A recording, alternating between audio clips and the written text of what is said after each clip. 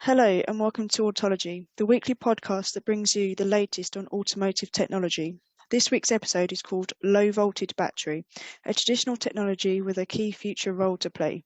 And you're here with me, Rebecca Bellchambers, and Jay Huang, S&P Global Mobility Supply Chain and Technology, Senior Research Analyst covering the North American battery market, alongside Amit Pandey, S&P Global Mobility Senior Research Analyst for Battery and Charging. Hello to you both, and thank you for joining this week's episode of Autology. Thanks for having us, Rebecca. Thanks, Rebecca, for having us. No problem. So this week's podcast is about low voltage batteries, which has been traditionally equipped within internal combustion engine cars. So the first question that I have is pretty basic. What's the definition of a low voltage battery? So the low voltage battery refers to the car battery, which is placed in almost every one of our internal combustion engine cars, as well as electric vehicles. So even though there's some lithium-ion batteries being adopted as a low-voltage battery, the majority of it is in the form of lead-acid battery. So I'll describe more on this. So lead-acid battery is a rechargeable battery first invented back in 1859. And as the battery was developed in early days, the energy density is lower than the modern rechargeable batteries, such as lithium-ion battery that we use today. But it has an excellent feature to create high power in a few seconds, which is suitable for vehicle starter application. Plus, it's cheap, so it has been widely used for many decades. And if I walk through a little bit about the electrochemistry of lead-acid battery, there is lead dioxide as a positive plate and lead metal as a negative plate. Sulfuric acid acts as an electrolyte solution, exchanging ions within the battery. So it's a pretty simple type of battery, and one set of positive and negative plates consists of one battery cell. And the most common lead-acid battery uses 6 individual cells with 2.1 volt each. So 12.6 volt in total if connected in series. So this voltage is usually fixed regardless of the size of the vehicle. So that's the reason why low voltage battery is often called 12 voltage battery. And the battery capacity is defined by the vehicle size, which can be changed by the size of the battery cells. And since voltage is mostly fixed, the ampere hour, the current, defines the battery capacity, and the standard battery capacity is usually 12 volt and 48 ampere hour volt battery. And last but not least, the battery size varies depending on the battery capacity and vehicle size. But if you've opened up your car and seen the battery box within your car, you'll get the idea about the physical size. So it's actually about 15 to 30 centimeters of length, width, and height for light passenger vehicles. Okay, and could you give us an idea of what kind of functions a low voltage battery has within the vehicle? Yeah. So it's twofold, a starter and auxiliary. So the most critical function done by low voltage battery is starter, which powers the engine start and ignition system. And another less critical but still important function is to power on auxiliary usage, which is basically everything except starter. So those include lightings, camera, audio, and infotainment, etc. So in the past, low voltage battery was just called SLI battery, start lighting ignition battery, or lead acid. However, the low voltage battery concept has been expanded as there are new type of batteries such as lithium-ion, and more auxiliary battery functions are required in light of increasing demand on car infotainment and autonomous driving. So moving on to the number of batteries, there's only one battery within the vehicle in general.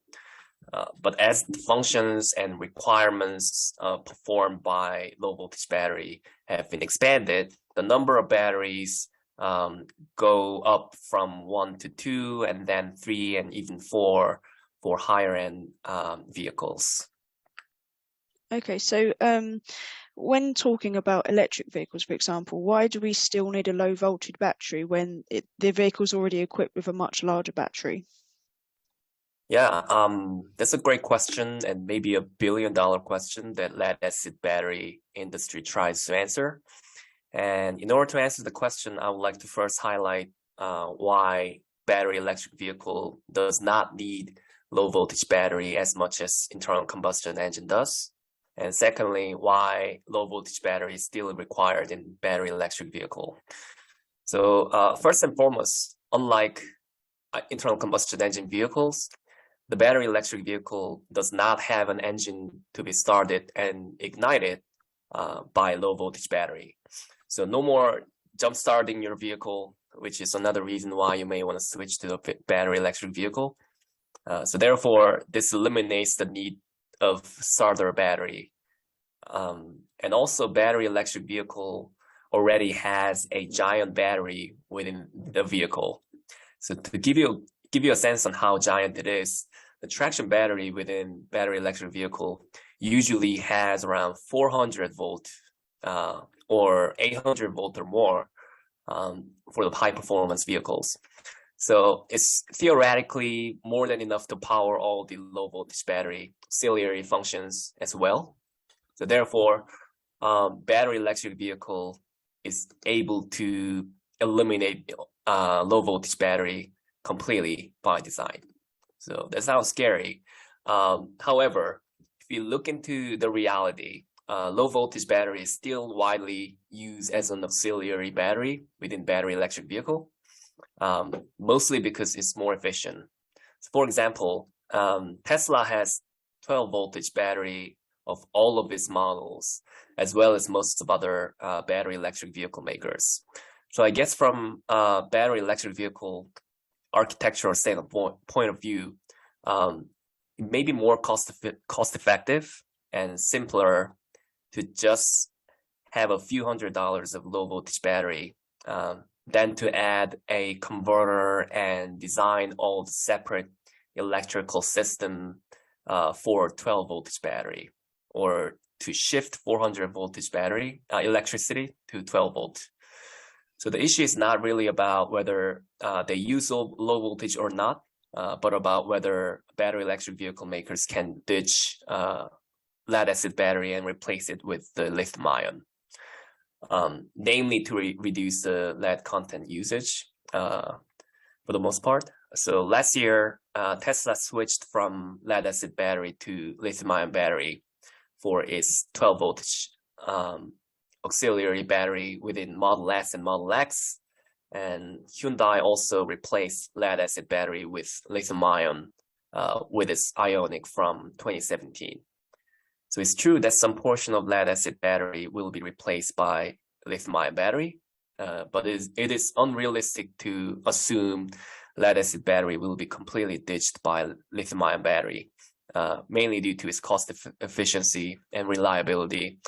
So even Tesla still uses lead acid battery for their volume models, Model 3 and Model Y.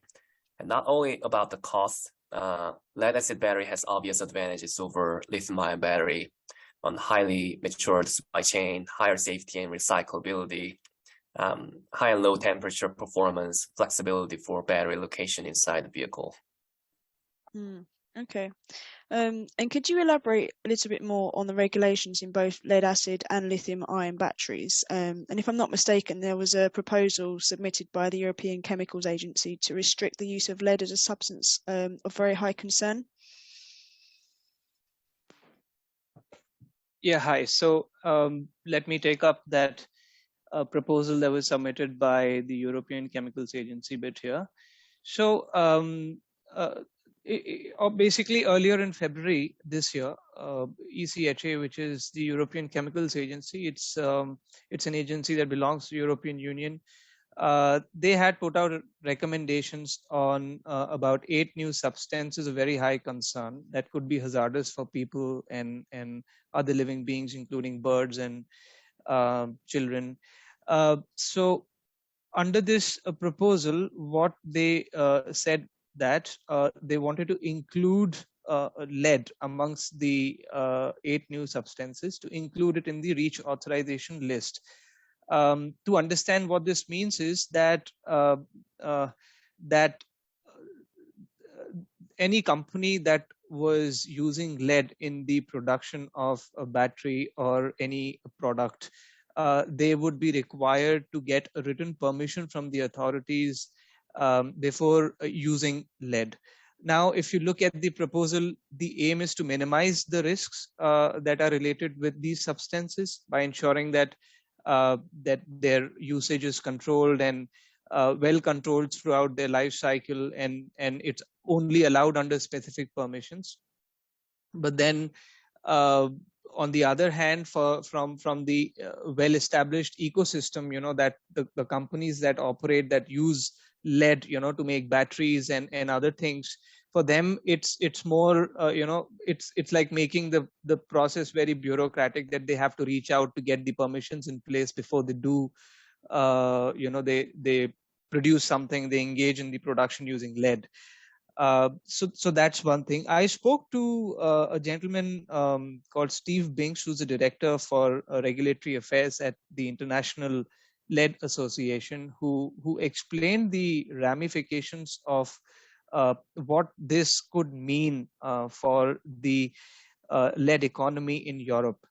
So according to him, he said that this could actually hurt the growth potential of manufacturers that are using the lead metal, reducing the competitiveness of a very well-oiled existing supply chain, as well as negatively impact Europe's circular economy that already operates.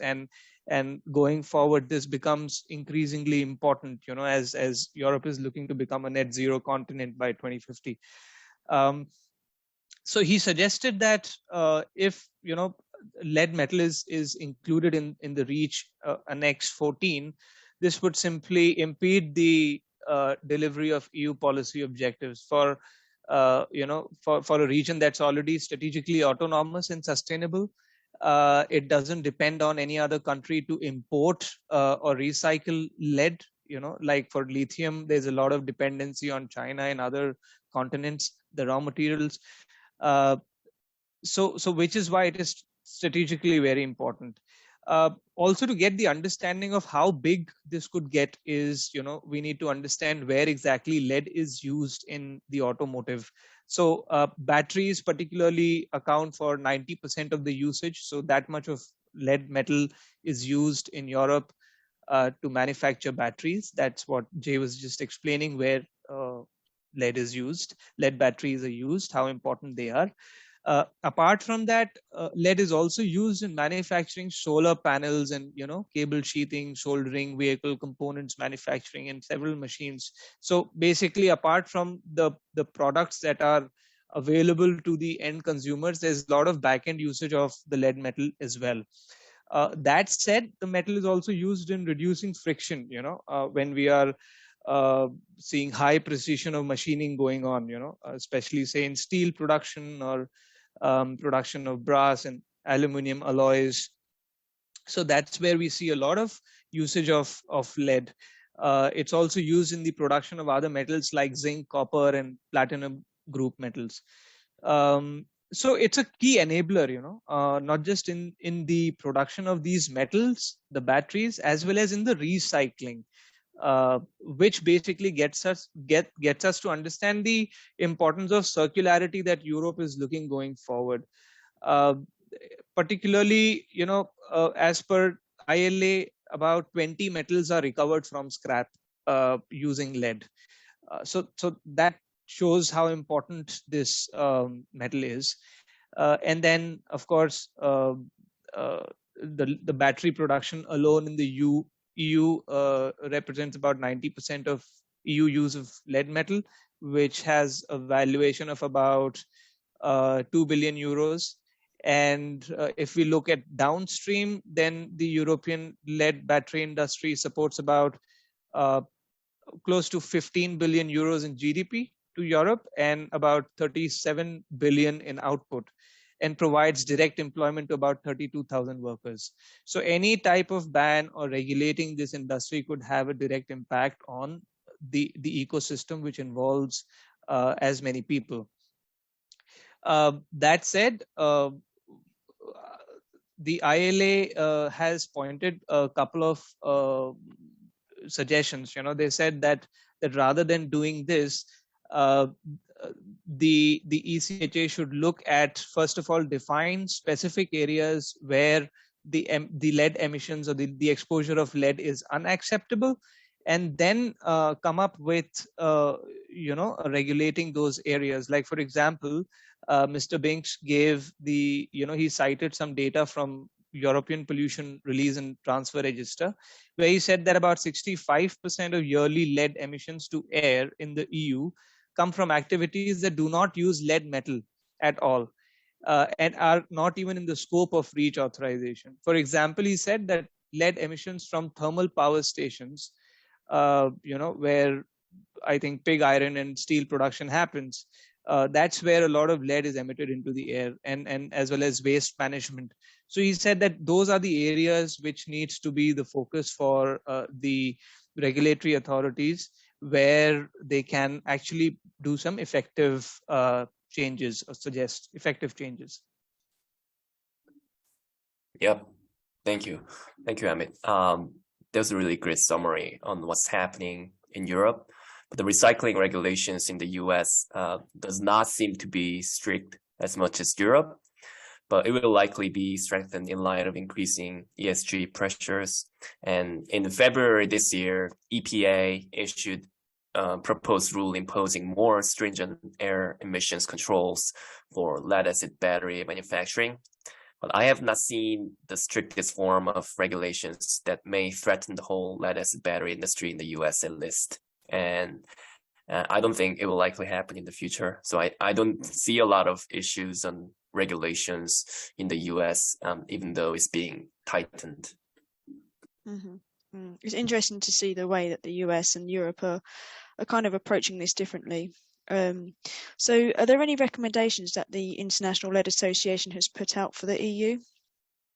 Yes. So the ILA has put out specific recommendations, and what they've suggested is that, first of all, the ECHA and the Commission overall needs to first recognize the social and economic benefits of of lead as a whole. That how it is.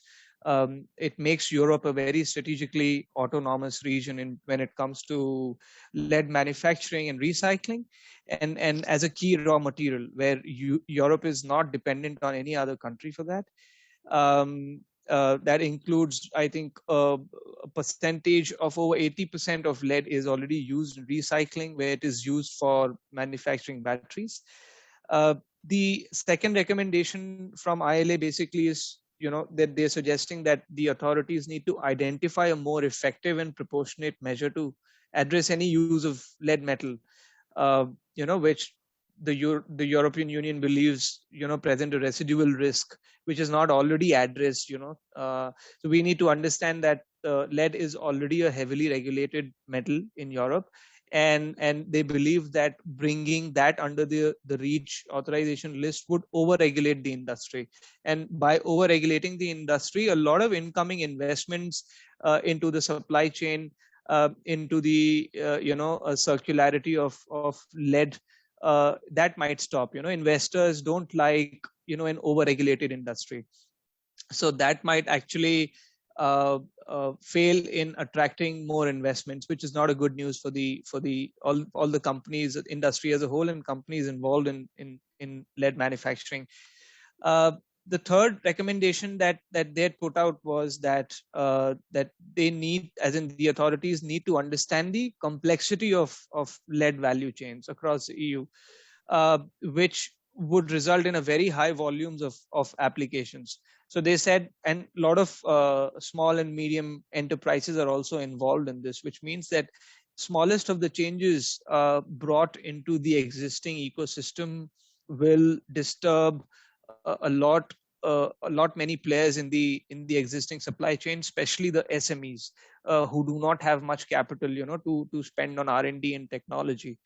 And the fourth recommendation basically was that they urged the authorities to consider very targeted restrictions, like identifying specific activities, not like passing a very generic or a holistic regulation, but like figuring specific activities or products where they see that, okay, here is where the lead exposure is unacceptable or the emissions are unacceptable, and this is where this is what we need to fix, and this much this is where it's contributing to the environmental or human exposures. So it was pretty logical, the recommendations that ILA had put out. Okay, brilliant, thank you. And one last question for you, Jay. How do you expect the low voltage battery market to evolve going forwards? Yeah, for the next 5 years or so, it's going to be the period with tectonic shift for low voltage battery in terms of revenue mix. So overall trend that we see is that starter lead acid battery declining, while auxiliary and lead acid and lithium-ion battery being a growth driver. So according to our forecast, we estimate about 70% of total low voltage battery market revenue from starter lead acid battery in 2021. But this is expected to decline to about 55% in 26 due to transition from internal combustion engine to battery electric vehicle.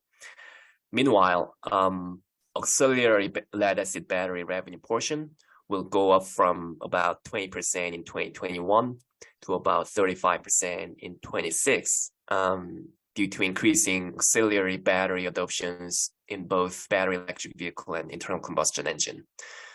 And lithium-ion battery as a low voltage battery, revenue share will increase, but likely stay around 10%. So in terms of annual growth, the total lead acid battery market is expected to have a stable growth at around 2% in the next 5 years. But we expect a significant change within the lead acid battery. So starter battery, like I mentioned, is expected to have a negative growth of 2%, while auxiliary lead acid battery is expected to grow at around 15%.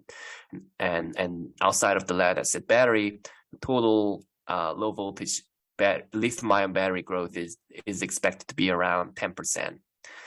And one more external factor to consider when we think about lead acid battery versus lithium-ion battery is the lithium-ion battery raw material price hikes that we are witnessing today.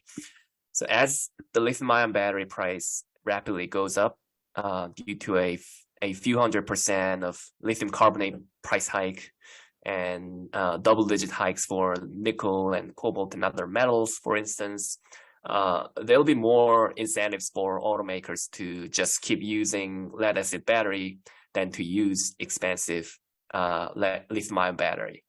So one final key takeaway from today's episode probably is that the lead acid battery will not go away and still be a dominant battery type for low voltage battery with around 9% market share, and will stay there even battery electric vehicle becomes mainstream. Okay, great, thank you. That's a brilliant takeaway from today's discussion. So unfortunately, that's all we have time for today. A big thank you to you both for joining Autology. Thanks for having us, Thanks. Becca. Thank you. Thank you. And thank you to all of you listeners for tuning in as well. We'd love to hear your thoughts on today's episode at our autology@IHS Markit email. And you can find out much more at autotechinsight.ihs.com. Don't forget to hit all of the subscribe, follow and like buttons to stay on track with the latest Autology podcasts. And we look forward to you joining us again in the next episode. Bye for now.